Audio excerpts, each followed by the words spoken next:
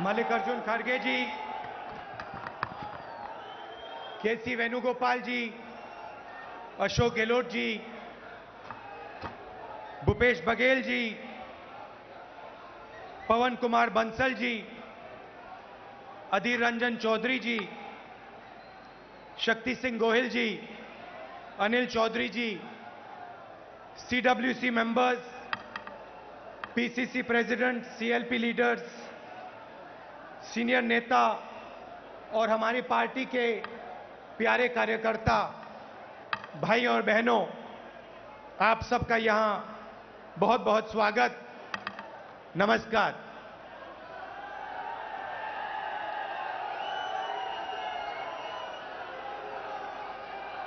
देश की हालत आपको दिख रही है। देश में क्या हो रहा है, क्या नहीं हो रहा है, आपसे नहीं छुपाया जा सकता है।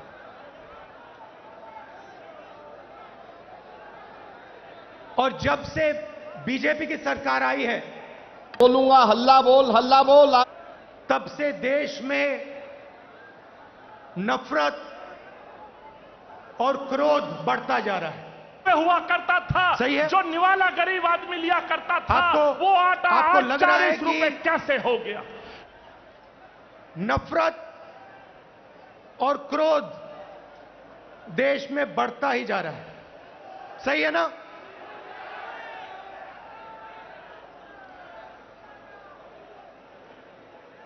नफरत किसको होती है? भाइयों और बहनों, नफरत डर का एक रूप है। जिसको डर होता है, उसी के दिल में नफरत पैदा होती है। जो डरता नहीं है, जिसको डर नहीं होता है, उसके दिल में नफरत पैदा नहीं होती है। तो भाइयों और बहनों, जब हम कहते हैं हिंदुस्तान में नफरत बढ़ रही है, उसी बात को दूसरे तरीके से कहना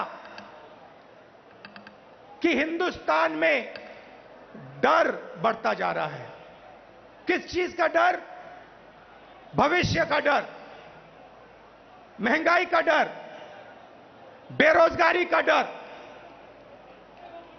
यह बढ़ता जा रहा है। और इसके कारण हिंदुस्तान में नफरत बढ़ती जा रही है। और नफरत से क्या होता है? नफरत से लोग बढ़ते हैं, देश बढ़ता है और देश कमजोर होता है। बीजेपी और आरएसएस के नेता देश को बांटते हैं और जानबूझकर देश में भय पैदा करते हैं, लोगों को डराते हैं और नफरत पैदा करते हैं। अब सवाल उठता है, ये किसके लिए करते हैं और क्यों करते हैं? फायदा इस डर का, इस नफरत का फायदा किसको मिल रहा है? भाई और बहनों, क्या इस डर का फायदा, नफरत का फायदा हिंदुस्तान के गरीब आदमी को मिल रहा है? पिछले 8 सालों में आप मुझे बता दीजिए, हिंदुस्तान के गरीब आदमी को, किसान को, मजदूर को, छोटे दुकानदार को नरेंद्र मोदी जी की सरकार ने क्या फायदा दिया?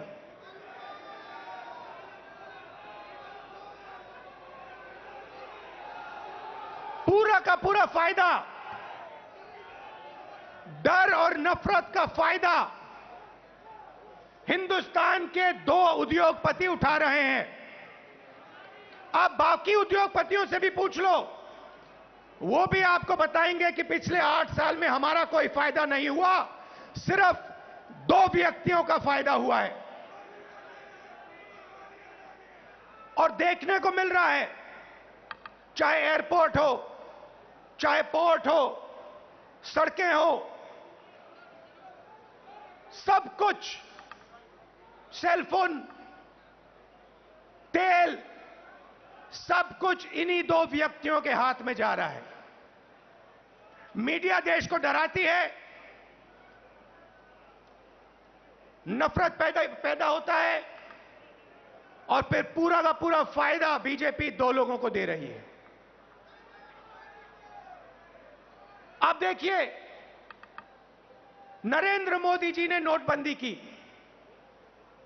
नोटबंदी से गरीबों का फायदा हुआ?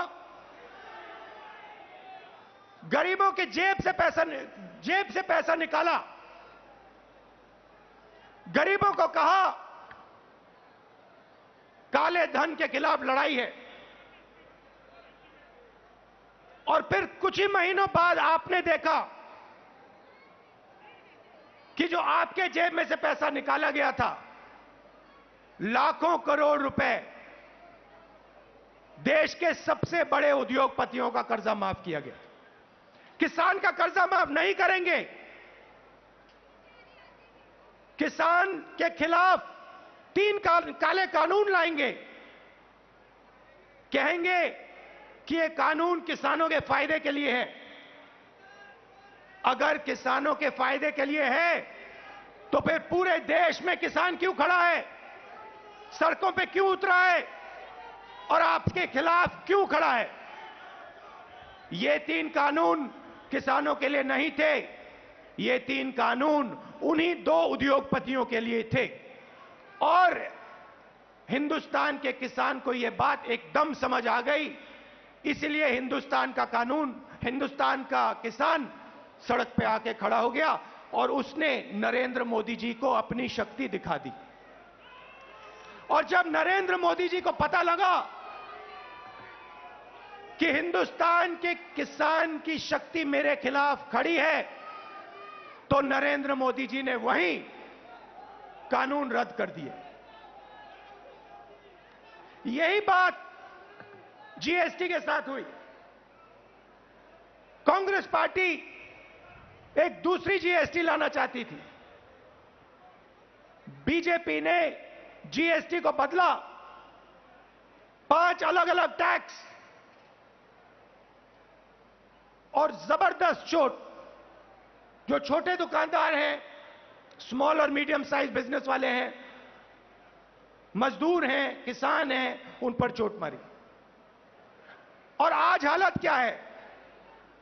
और यहां स्टेज से बोलना मुझे अच्छा नहीं लग रहा है, मगर आज हिंदुस्तान की हालत यह है कि अगर देश चाहता भी है तो देश अपने युवाओं को रोजगार नहीं दे पाएगा। क्यों?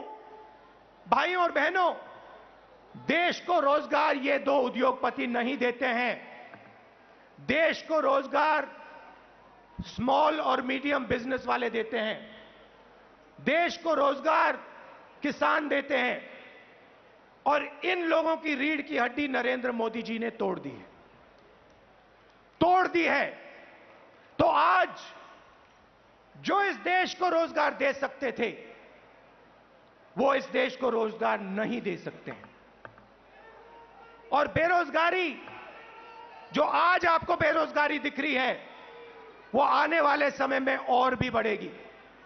एक तरफ आपको बेरोजगारी की चोट लग रही है और दूसरी तरफ महंगाई। मेरे पास आंकड़े हैं, 2014 में एलपीजी का सिलेंडर 410 रुपए का था, आज 1050 रुपए का है। पेट्रोल 70 रुपए लीटर, आज तकरीबन 100 रुपए लीटर। डीजल 55 रुपए लीटर, आज 90 रुपए लीटर। सरसों का तेल 90 रुपए लीटर, आज 200 रुपए लीटर। दूध 35 रुपए लीटर, आज 60 रुपए लीटर। आटा 22 रुपए केजी। तो एक तरफ आपको बेरोजगारी से चोट लग रही है और दूसरी तरफ जबरदस्त महंगाई। भाइयों और बहनों, हिंदुस्तान ने ऐसी महंगाई कभी नहीं देखी। नरेंद्र मोदी जी कहते थे 70 साल में क्या किया कांग्रेस पार्टी ने। 70 साल में कांग्रेस पार्टी ने इतनी महंगाई हिंदुस्तान को नहीं दिखाई।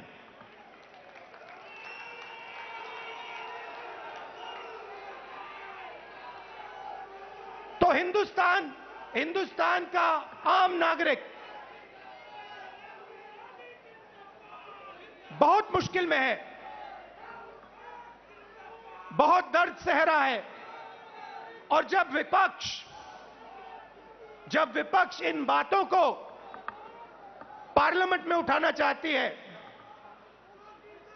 तो नरेंद्र मोदी जी और उनकी सरकार विपक्ष को पार्लियामेंट में बोलने नहीं देती।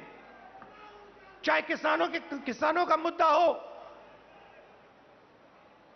चाहे चाइना का आक्रमण जो हुआ उसकी बात करना चाहें, बेरोजगारी की बात करना चाहें, महंगाई की बात करना चाहें, हम नहीं कर सकते, पार्लियामेंट में नहीं कर सकते।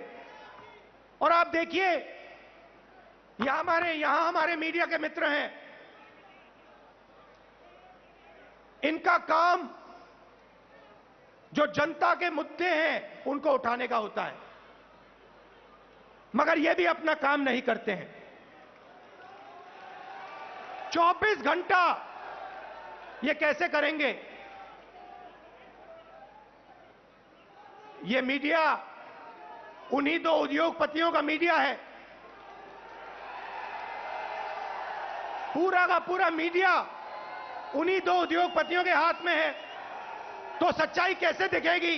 सच्चाई कैसे सुनाई देगी? और जनता को सब मालूम है। जनता घर में टीवी ऑन करती है और जनता जानती है कि टीवी किसका है और टीवी किसके लिए काम कर रहा है। टीवी दो उद्योगपतियों का है, अखबार दो उद्योगपतियों के हैं, और ये दो उद्योगपति नरेंद्र मोदी जी के लिए 24 घंटा काम करते हैं और नरेंद्र मोदी जी इनके लिए 24 घंटा काम करते हैं। देश में बेरोजगारी,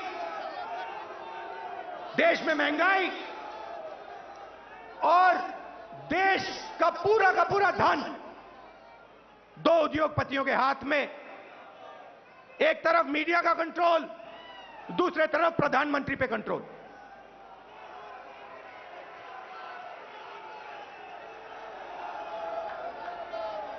अभी किसी ने कहा नरेंद्र मोदी जी प्रधानमंत्री हैं, मगर मैं आपको एक गारंटी दे सकता हूं, नरेंद्र मोदी जी प्रधानमंत्री हैं, मगर उन दो उद्योगपतियों के समर्थन के बिना नरेंद्र मोदी प्रधानमंत्री नहीं हो सकते। मीडिया के समर्थन के बिना नरेंद्र मोदी प्रधानमंत्री नहीं हो सकते। और जो हिंदुस्तान के इंस्टीट्यूशंस हैं, चाहे मीडिया हो, प्रेस हो, चाहे हमारी जुडिशरी हो, चाहे हमारा इलेक्शन कमीशन हो, उन सब पर दबाव है, उन सब पर सरकार आक्रमण कर रही है। तो यात्रा की क्या जरूरत है? यात्रा की यह जरूरत है कि विपक्ष के सामने और कोई रास्ता ही नहीं है, हमें सीधा जनता के बीच में जाना पड़ेगा। मीडिया हमारा नहीं,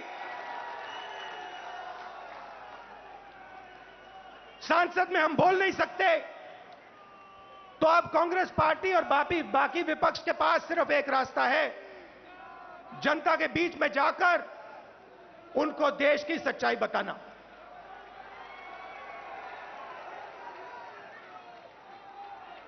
जो भी नरेंद्र मोदी जी के खिलाफ काम करना चाहता है, चाहे कोई भी हो, विपक्ष की पार्टी हो, एक्टिविस्ट हो, एनजीओ का कोई व्यक्ति हो, उस पर पूरा का पूरा जबरदस्त आक्रमण होता है। ईडी, सीबीआई, इनकम टैक्स, ये सब के सब लगा दिए जाते हैं। 55 55 घंटे मुझे ईडी में वहां पे बैठाया। मगर मैं एक बात समझाना चाहता हूं नरेंद्र मोदी जी को, मैं आपकी ईडी से नहीं डरता हूं, मुझे कोई फर्क नहीं पड़ता। आप 55 घंटे करो, 100 घंटे करो, 200 घंटे करो, 500 घंटे करो, 5 साल करो, कोई फर्क नहीं पड़ता मुझे।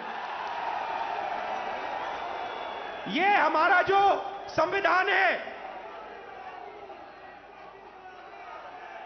जो इस देश की आत्मा है, आज इसकी रक्षा करना, आज इसको बचाने का काम हर हिंदुस्तानी नागरिक को करना पड़ेगा। क्योंकि अगर हमने ये नहीं किया, अगर हम आज नहीं खड़े हुए, तो फिर ये देश नहीं बचेगा। क्योंकि ये देश संविधान है, ये देश इस देश की जनता की आवाज है, ये देश इस देश की जनता का भविष्य है। ये देश दो उद्योगपतियों का नहीं है, ये देश हिंदुस्तान के गरीब लोगों का है। और आज दो हिंदुस्तान बन गए हैं, एक मजदूरों का, गरीबों का, किसानों का, बेरोजगार युवाओं का। उस देश में कोई सपना नहीं देखा जा सकता। उस देश में अगर आप रोजगार चाहते हो नहीं मिल सकता, अगर आप अपने बच्चों को कॉलेज यूनिवर्सिटी में भेजना चाहते हो आप नहीं कर सकते हो। उस देश में आपको अपना खून पसीना देना पड़ेगा, और खून पसीना देने के बाद आपको कोई फायदा नहीं मिलेगा। और दूसरा देश, इसी हिंदुस्तान के अंदर 2, 3, 10, 15 उद्योगपतियों का, अरबपतियों का, उसमें आप जो भी सपना देखना चाहते हो देख सकते हो। जो भी आप चाहते हो आपको हिंदुस्तान में मिल जाएगा। भाइयों और बहनों, इन दो देशों के बीच में लड़ाई है। नरेंद्र मोदी जी की विचारधारा कहती है कि देश को बांटना है और पूरा का पूरा फायदा चुने हुए लोगों को देना है। हमारी विचारधारा कहती है कि देश सबका है और देश की जनता जो अपना खून और पसीना देती है, उसका फायदा 2-3 उद्योगपतियों को नहीं मिलना चाहिए। उसका फायदा हिंदुस्तान के किसान को, मजदूर को, गरीब को, बेरोजगार युवाओं को मिलना चाहिए। यह फर्क है। और आप जाइए, आप आज चले जाइए और किसी भी छोटे दुकानदार से, किसी भी मजदूर से, किसी भी स्मॉल और मीडियम बिजनेस वाले से, किसी भी किसान से पूछ लीजिए, क्या यूपीए के समय और आज के समय में क्या फर्क है? यूपीए के समय में 70,000 करोड़ रुपए यूपीए की सरकार ने हिंदुस्तान के किसानों को दिया बिना पूछे। नरेंद्र मोदी जी ने 3 काले कानून दिए। मजदूरों के लिए यूपीए सरकार ने एक ऐतिहासिक कानून मनरेगा दिया। नरेंद्र मोदी जी ने पार्लियामेंट में कहा कि मनरेगा गरीबों पर अपमान है। और फिर आज उनको नरेगा देना पड़ रहा है, क्योंकि अगर आज यूपीए का नरेगा नहीं होता, हिंदुस्तान में आग लग जाती। जमीन अधिग्रहण बिल हम लाए, लाखों करोड़ रुपए हमने गरीब जनता को कॉम्पनसेशन में दिला। लाखों करोड़ रुपए, अरबपति बना दिए। पहले बिना पूछे किसान की जमीन छीन ली जाती थी। हजारों एकड़ बिना पूछे 1 मिनट में छीन लिया जाता था। हमने कहा यह गलत है, हम कानून लाए। नरेंद्र मोदी जी ने पहला काम उस कानून को रद्द करने की कोशिश की, उनका पहला काम था।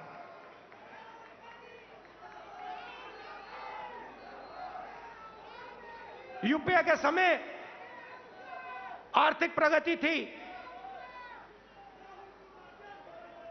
हम करोड़ों लोगों को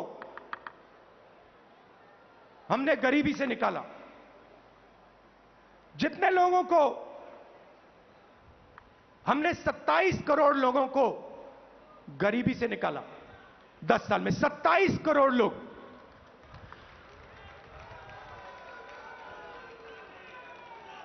भोजन का अधिकार, मनरेगा, कर्जा माफी, इन औजारों से हमने 27 करोड़ लोगों को 10 साल में गरीबी से निकाला। भाइयों और बहनों, पिछले 8 साल में नरेंद्र मोदी ने 23 करोड़ लोगों को वापस गरीबी में डाल दिया है। तो जो हमने काम किया 10 साल में, उन्होंने 8 साल में खत्म कर दिया। और फिर जाके भाषण देते हैं, प्रगति की बात करते हैं, न्यू इंडिया की बात करते हैं, मेक इन इंडिया की बात करते हैं, कहते हैं कि हिंदुस्तान बदल गया। हिंदुस्तान को नरेंद्र मोदी जी पीछे ले जा रहे हैं। हिंदुस्तान में नरेंद्र मोदी जी नफरत फैला रहे हैं, डर फैला रहे हैं, और इससे देश का नुकसान होगा, देश का फायदा हो ही नहीं सकता। फायदा देश के दुश्मनों को होगा, फायदा चाइना को होगा, फायदा पाकिस्तान को होगा, मगर हिंदुस्तान को नहीं होगा। हिंदुस्तान में जितनी भी नफरत फैलेगी, जितना क्रोध फैलेगा, जितना डर फैलेगा, उतना हिंदुस्तान कमजोर होगा। और पिछले 8 सालों में नरेंद्र मोदी जी ने हिंदुस्तान को कमजोर करने का काम किया है। जो हमारी आर्थिक शक्ति थी उसको खत्म किया। बेरोजगारी, 40 साल से सबसे ज्यादा बेरोजगारी आज हिंदुस्तान में, वो नरेंद्र मोदी जी की देन है। मैं आपसे पूछना चाहता हूं, क्या महंगाई से, बेरोजगारी से, नफरत से देश मजबूत होता है क्या? कौन सी दुनिया में नफरत, बेरोजगारी, महंगाई से देश मजबूत होता है? देश कमजोर होता है। और नरेंद्र मोदी जी और बीजेपी देश को कमजोर करने का काम कर रहे हैं। कांग्रेस पार्टी देश को जोड़ती है, हम नफरत मिटाते हैं, हटाते हैं, और जब नफरत मिटती है, खत्म होती है, जब डर कम होता है, तब हिंदुस्तान तेजी से आगे बढ़ता है। हमने ये करके दिखाया है, सालों करके दिखाया है। तो ये मैं आपको कहना चाहता था। कांग्रेस कार्यकर्ताओं को मैं धन्यवाद करना चाहता हूं। आप हमारी विचारधारा के लिए लड़ते हो, आप हिंदुस्तान के लिए लड़ते हो, आप संविधान के लिए लड़ते हो, आप अपना खून, अपना पसीना इस देश को देते हो। मैं आपको दिल से धन्यवाद करना चाहता हूं और आपको कहना चाहता हूं कि कांग्रेस पार्टी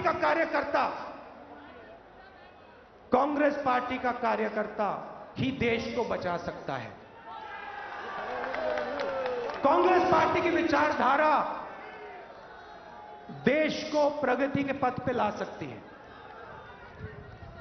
हमारे लिए सरकार ने, जैसे मैंने कहा, रास्ते बंद कर दिए हैं। पार्लियामेंट का रास्ता बंद कर दिया। संसद में कांग्रेस पार्टी या विपक्ष के लोग भाषण कर ही नहीं सकते, हमारा माइक ऑफ हो जाता है। और किसी भी मुद्दे पे हम चाइना के आक्रमण पे बात करना चाहते हैं, नहीं कर सकते। बेरोजगारी के पे बात करना चाहते हैं, नहीं कर सकते। महंगाई पे बात करना चाहते हैं, नहीं कर सकते। वो रास्ता बंद है। जो हमारे इंस्टीट्यूशंस हैं, चाहे वो मीडिया हो, चाहे वो इलेक्शन कमीशन हो, जुडिशरी हो, मैंने कहा उन पर आक्रमण है, उन पर दबाव है। तो हमारे लिए सबके सब रास्ते बंद है, एक ही रास्ता बचा है और वो रास्ता हमें सबसे अच्छा लगता है। जनता के बीच में जाकर, सीधा जनता के बीच में जाकर जनता को जो देश की सच्चाई है वो बताना और जो जनता के दिल में है उसको गहराई से सुनना और समझना। इसीलिए कांग्रेस पार्टी भारत जोड़ो यात्रा शुरू कर रही है।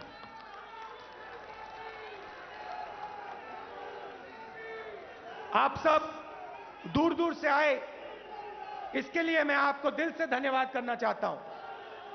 विचारधारा की लड़ाई है और कांग्रेस पार्टी की विचारधारा और जो हमारे सब विपक्ष की पार्टियां हैं मिलकर बीजेपी और आरएसएस की विचारधारा को हराएंगे। बहुत बहुत धन्यवाद। नमस्कार। जय हिंद। धन्यवाद। और अंत में राहुल जी के संदेश के साथ मैं आपसे आग्रह करूंगा, इस प्रण और संकल्प के साथ हम लोग जाएंगे।